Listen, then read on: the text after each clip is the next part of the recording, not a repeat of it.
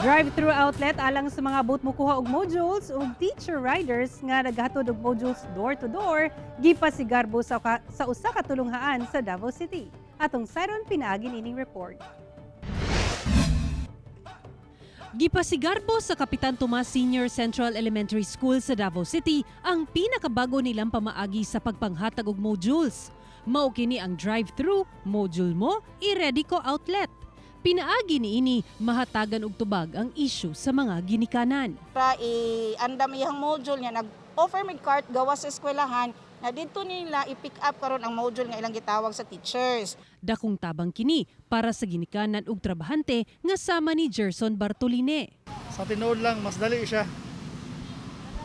Dili na ka maglisod gani compare mo sa mosulod pa ka sa mga eskwelahan na Duna sa gitanyag nga sikad edukalidad nga gilangkuban sa 12 ka mga teacher riders. Sa maong programa, maghatod og mga module sakay sa bike ang mga magtutudlo door to door alang sa mga dili makaadto sa eskwelahan.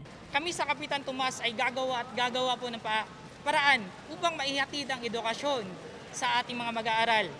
Gisiguro sa tulunghaan nga hugot gihapon ang pagsunod nila sa minimum health protocols. Tinguha na mo ani para lang gyud mag-continue ang mga bata sa ilang pag-eskwela ug wala joy mag-drop. Kauban si Jojo Solarte sa kamera, ako si Sara Hilomen Velasco para sa One Mindanao.